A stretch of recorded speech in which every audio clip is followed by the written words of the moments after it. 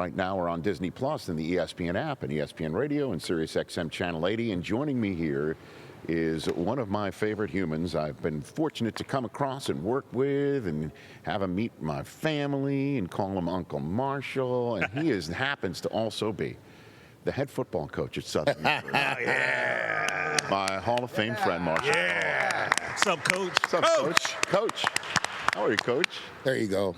What's going on, man? What does that mean, there you go? What does that mean? I mean, the coach, you know, it's like, it's taking some getting used to, you know? It's like. So what coach do we have in there? A little bit of Martz? Do we have a little Martz in there? We got a little Vermeil? Are you tearing up? You tear up a little bit? You tearing up more? I'm gonna use the cry. You got a touch of the Vermeil? Yeah. Okay. I'm gonna use it. Okay. Definitely Mike. We will rally around this. Always in my head. Okay. Yeah. Right. Yeah, man. I mean, I've been coached by so many amazing guys, man. If you're asked about the playoffs, definitely. I already know. You got a little gym. If they ask Marshall, "Are you going to be in the play?" I'm like, "Playoffs?" Like, yeah. FCS. Like for real, I'm gonna use that. You got Yep. I mean, Ted Marshall Broda, he was the best that used to. Like, I remember the first time he said to me, "Say, Marshall, you know, sometimes you just don't know what you don't know." I was like, that's right. That's right. What about your position coach from college? What about him? What about little Sean Payton? Yeah. What's that? Sean was he was more fiery. Right now he's a little bit more relaxed. Oh. But the fiery Sean, you know, when Bo Nix will do something wrong, or when Drew will do something wrong, how he used to look. Yeah. You got that a lot? Yeah. Oh, I get at you. Huh. So I'm borrowing something from all of them. Yes. And Prime, borrow something from Prime. You're officially, you know, I think you are officially now the first branch of the Deion Sanders coaching tree. Might be. No. The guy left at Jackson. Okay, got you. All right. Yes. So you're one of the prime branches. Your first branches. That's the prime branch. Look at me. There you go. Look at me. You're good, Richie. Listen. Do you know, by the way, you know, always I help you set up your instant replay, process, right? There you go. If you need replay help or anything like that to set things up, I'm there to help. What else? If you want to bring any Judaism to the equation, you got me. You know, I'm your go-to. I'm your go-to. What are you, my? I'm your member of your tribe. That's what I'm a member. We'll stick with that. We'll stick with that. I'm here for you. What'd you think of Roger Craig going in? You're the perfect guy to ask. Oh, my God, Rich. I'm going to tell you, man, I felt kind of responsible in a sense. I was like, did I not do enough to highlight what he did to get him in sooner? Because he was one of the guys that I looked at, how he played, Thurman Thomas, and I was like, how am I going to have an impact on the game? And when Ted Marshall Broda convinced me to see myself as a football player getting touches instead of carries, that's when my game evolved, and I became kind of who I was. And when we got together in St. Louis, all of it kind of came together. But that was the part that made it all work, that I didn't care if we were throwing the ball because the touches is what mattered. I didn't care about carries. I knew I was never going to rush for 2,000 yards. Right. So the impact was what's different. And Roger Craig was the only one that did 1,000. I was like, I got to do it. That's what I need to be doing. And he's finally in. He's in with you. He's in, man. Do you think McCaffrey gets in one day? Yes. Right. No doubt. Don't you think? No doubt. That's all he has to do is just continue to play the game, Rich. Yeah. Right. That's him. Like and what he did this year without all the guys, with a lot of guys banged up, several quarterbacks, he was the consistent component. If you said before the season, that the X number of 49ers are going to go on the injured list. No IU. Right. Let's start with that. All of that. If you said that, here's the number, and you'd be like, oh, well, McCaffrey's going to be one of them, obviously. And he plays all of them and wins comeback player of the year. And he was here in that chair yesterday, and I asked him what it would mean for him, because he's such a team guy, obviously. But that's an individual achievement that you have to soak in for yourself, that you are a comeback player of the year doing what he did this year for that team. Yeah, he was the heartbeat. He was the constant. And I just like his availability, Rich. Like, the kid plays hard every time he's out on the field. Right. And what about what does he do that reminds you of you a little bit? Everything, like literally. Hold on, wait. The same way I reached out to Emmett, the same way I reached out to Thurman. Like he'll reach out. He's not like he'll call me and say, yeah. He'll call and ask, hey, what'd you do with this? How'd you handle this? On and off the field, how did you take care of your body? How'd you get through after long seasons? Like how'd you bounce back from? And I think his, being around the game, obviously because of his lineage and his upbringing around the game, but he's not afraid to ask the questions, man. Like I love how he carries himself too. Yeah, me too. And he does remind me of you in so many different ways. For the way he showed up at the combine and ran the route trees better than the receivers. That's what we do. He knows everything about everything on the field. That's what we do, Rich. Right. And I think I saw him the other day. I think he dropped Mike on a live interview with Bob Costas and walked off the set too. That's what we do, Rich. Love Bob, man. My guy. We've made up since. You came on NFL Network just, I think, 2 or 3 months after doing that. And it was the first time I was interviewing you. And I was thinking to myself, oh, I better be on my game here with this guy. Yeah. Because I don't want anybody walking off on me. Hey, man. I just can't, I remember that. And Bob, remember, in the space that he was being a journalist. Yeah. He was trying to get some information, and I couldn't throw my guys under the bus, man. I just couldn't do it because I knew that they were playing as hard as they could. We just weren't as good, and you could end people's career. Like somebody like me saying something about some offensive lineman that's blocking or not blocking, I could end someone's career by doing that. I can't do that. No, you're Marshall Faulk. You're Marshall Faulk. I care, Rich. Yes, you do.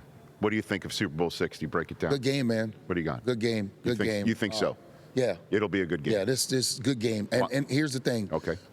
In all 3 phases of the game, both teams are well coached. When you think about this might be the first time that you're like, which returner is going to get off? Like they both have returners that's capable of breaking the game open. Like I've never seen, and they're specialists. Like the kickers are good. You're not worried about it. Both punters pin you down. Like they are so well coached that we just get to watch the game. And right now we choose to pontificate on who's going to win as if we know, but we know not who is going to show up and who's not. Well, take a look at the Rams and the Seahawks NFC Championship game. If either of the snaps inside the 5-yard line for the Rams goes their way, we might be seeing a different painted end zone. But that's how those games, all 3 games versus the Seahawks, were that kind of game. Right. Like that's how they ended.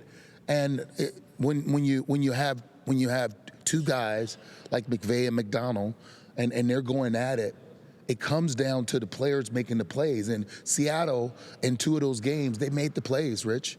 Like they were better, not just on paper, but they were better on the field as well. Like they made plays.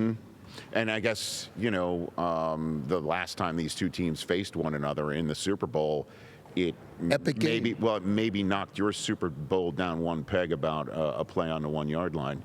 Yeah, I mean, deciding things, you know what I mean? Like that 1 yard, 1 inch makes the difference. So it's what you're saying, spoken like a guy who watched the Super Bowl be right there at the 1-yard line for you in a positive way. Rich, I think it's always more epic when there's a defensive stop than a iconic touchdown. Yes.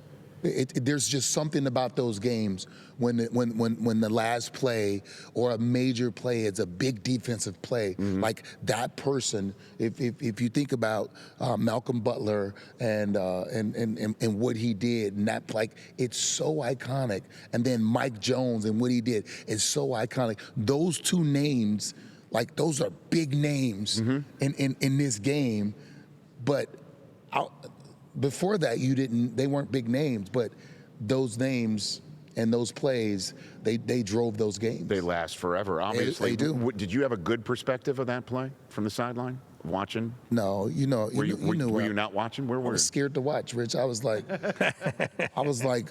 on the opposite 30, like with my head down. I didn't even want to look. Man, because people don't understand the greatness. Yeah, they don't understand the greatness of Steve McNair. Like, Like when we all say leave it out on the field. Buddy left it all out on the field, man. That drive was epic. If you look at like the tackles he broke, right, the sacks he avoided, and we're just sitting there. We're the greatest show on turf, and we're like, we want to be out there instead of our defense, but you know, teams win games. So you didn't see the play? No. I looked up and everybody was running on the field, so I ran on the field too.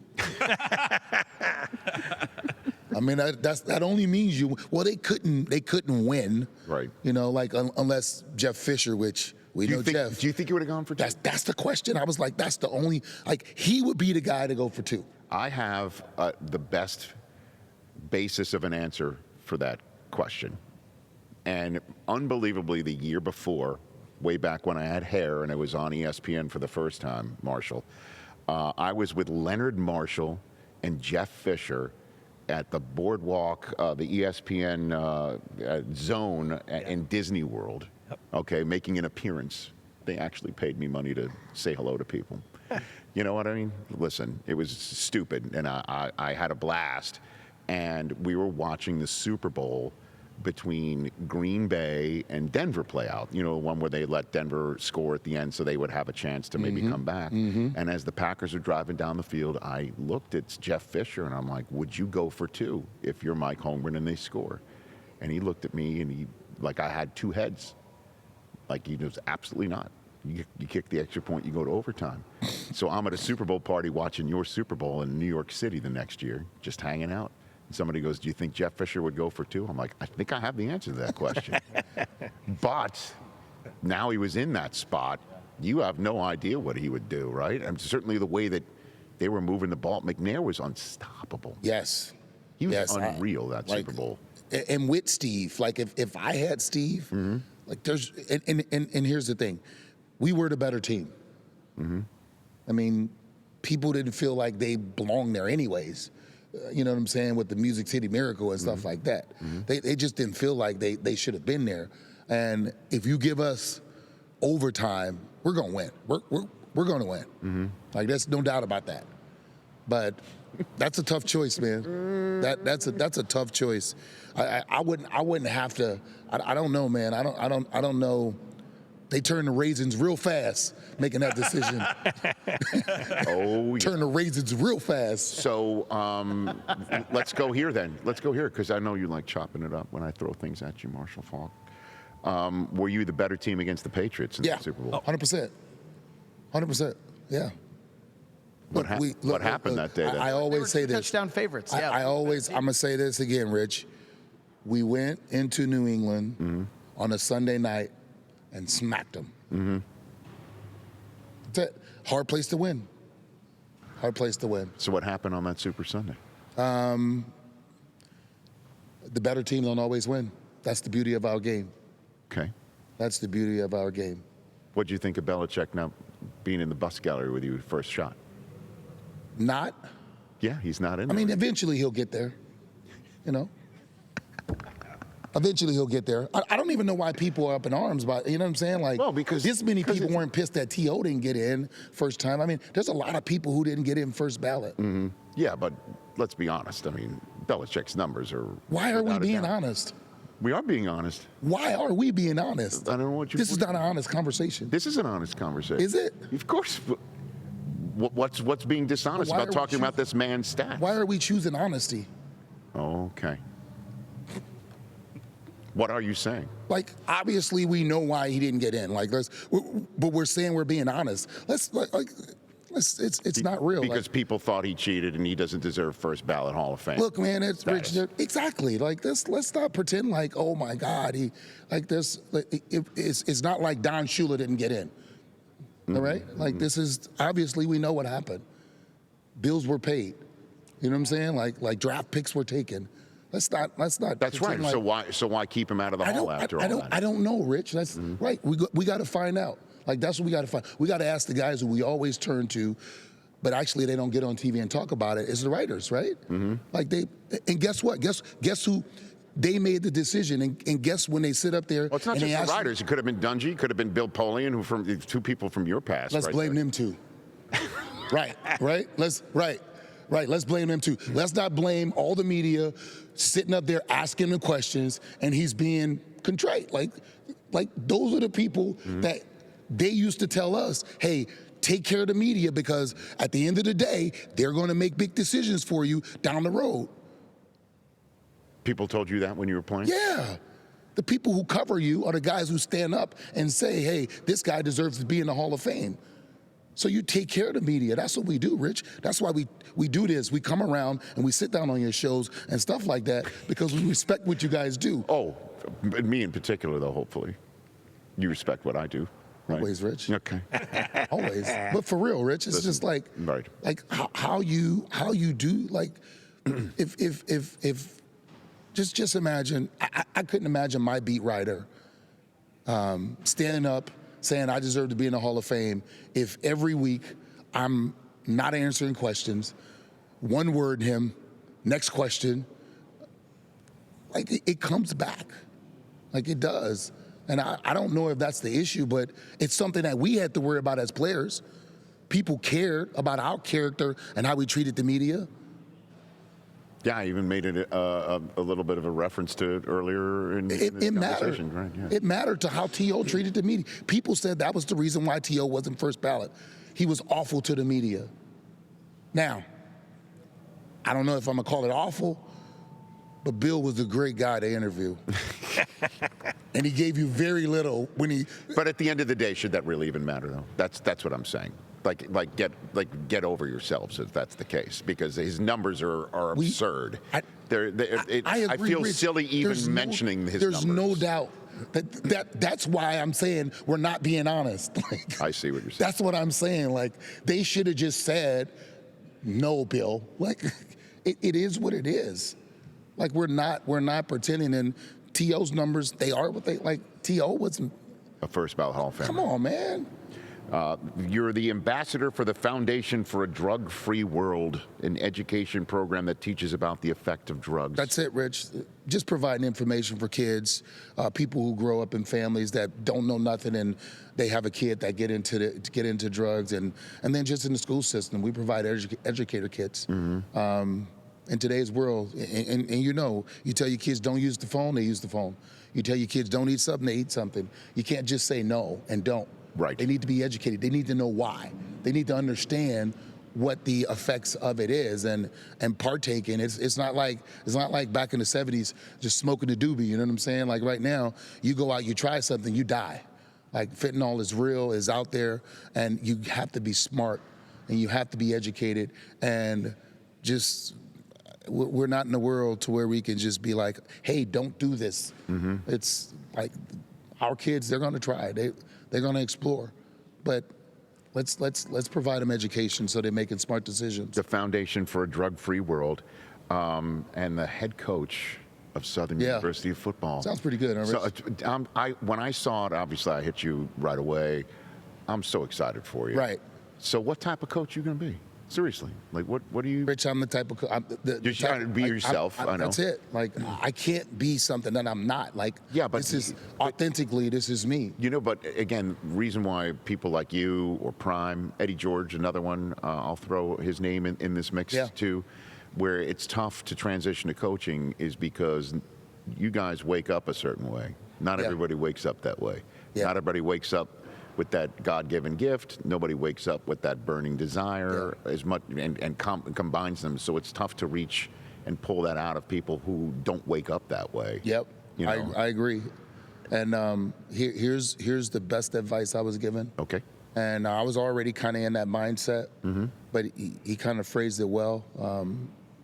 I was talking to Tony Dungy about, from playing to coaching. Right. And he said, Marshall, listen, I've heard you talk about football many times. He said, you're going to be a great coach because you understand the game and you understand why the game is the game. Right. He said, just make sure that you coach the player to his potential and not yours. And I'm like, okay, like that means something. So in essence, how I see the game doesn't matter. Making sure that I understand how the kid sees the game so I can coach him to that is what it is.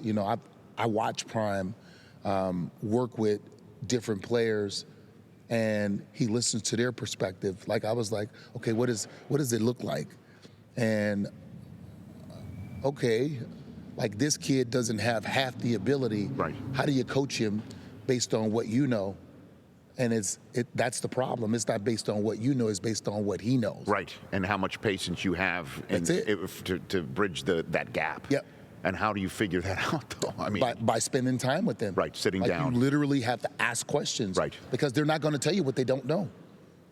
right. You know, it's and having that relationship and making sure your door's open, Right. so they can come in and they know that that they can trust telling you what they don't know, because you're going to get them there. And are you going to be that guy on game day that peels the paint off the walls? No. Okay. No. No, Okay. Rich, I'm gonna look at them. I have a rule. You know, I have a rule. If you break any of the dress codes that we're gonna have and misrepresentation of this team of any sort, or you do something stupid, it's called the Stand By Me rule. I'm not gonna yell at you, but I need you to come stand by me. Stand by me. Okay. Yes. All right. You will see the game from my perspective. The rest of the game. As in watching it. Yes. I see. Okay. So we've got that. You have to take it away. Right. If a player knows he has to play for you guys to win, Right. then he has the advantage. Right. And we're not going to be in that space to where we empower a player to go out there knowing that we need him, that he thinks he can do what he want to do. You got a clock management guy. You got all that working. Got everything, man. Okay. You got it working. Got everything. Okay. Got everything. I'm putting a call out to Wirtz. I know he wanted to hold the cables. Okay. I might have an opening. Wirtz, if you're out there, I might have cable guy. Okay. You're all we got. That's the line. That's the story about Chris Wirtz, one of the best producers in the business. He said his coach looked at him one time because everyone got hurt. Oh, was that what's the story? He looked at him, hey, Chris Wirtz, you're I saw him yesterday. You all we got. Oh, he saw you too. Yeah. Oh man, love Wirtzy. Oh man, I'm so happy for you. Obviously, whatever I can do or be part of, or rock some gear or whatever, you know. I'll send you some stuff, Rich. Okay. I'll get you some swag. Let's go. When's the first game? September, or is it late August? August. Yep. Okay. 28. All right. Do we have the schedule? Schedule's out? Yeah, the schedule. All right. Schedule's out. All right. And so a training camp and everything. Yep. We got it all coming. Okay. We're gonna wear. What are you doing? Wearing hats? You're not a visor. You're not a visor. Not a guy, visor. right? I'm a hat guy. Okay, you're a hat guy. We're gonna go hats. What are we gonna go? Tracksuit. We're gonna go hoodie. We're gonna go sweatshirt. Depends on the weather. I'm figuring that part out. You know, it gets a little sticky down there. Khakis. You know what I'm saying? You know, I'm not like going your first hardball quarterback. khakis. Like I will not pull the hardball khakis. No. I'm not gonna do that. No. I will not wear gloves. I will not wear cleats. Mike McDaniel capri pants. That doesn't work at Southern University. That's gonna go well in California. Like he's about to be a rock star. Who, Mike McDaniel? Yes. With Jim too. What? I can't. That's a conversation. I would love to just be a fly on the wall with them two, having Me too. a high-level football conversation. Right? I think they're gonna get along really well because they both love football like that, you know. And that's what Jim. If you're conversant and you love football, that's all Jim. But it's because it's the conversation inside the conversation that they're having that you sometimes don't know that they're having. Like when Jim's doing the press, you're like, what is he talking about? Right? Yeah, And Mike does the same thing. Like they talk around stuff. Yep. Right. Yeah. That's a good. Them two together. That's awesome. So Super Bowl 60. Before I let you go, what do you got? Who wins it? Who wins? Man, listen. This journey for Darno it has to end right. Like I can't imagine the gods are just gonna put him in the Super Bowl. You know, the guy went 28 games in 2 years. That's it. And here's the thing. A young quarterback in this. Listen, Josh McDaniels. I believe Josh can get him ready, and Josh has done a great job from last year to this year to see Drake May. I didn't see this. I didn't see the kid that I did not see last year. I was like, man, he's ways away. Now look at him. And Josh has done a great job at preparing him and getting him ready, and I think that he's shown a lot of promise. But I'm just going with the story of Sam Darnold. I think these two teams are equally yoked, and the veteranness of what Seattle has. I don't like Seattle. Right. I'm just going with the Sam Darnold story. It ends how it ends. Like, that's it. I'll take it. Marshall Faulk, you the man. Thanks for coming. Appreciate you, Rich. You Thanks got for it. having me on, man. Good seeing you guys. Yeah. It's been a long time. It has been a long time. You were there when the sign opened up and Podcast, Del man. Tufo botched open, I mean, why? We didn't unveiling mention the it. sign. You've been there. You've been there. You've been done that. Uncle Marshall here on the Rich Eisen Show, and Coach Marshall Faulk. Yeah, let's go. Southern University football here on the Rich Eisen Show.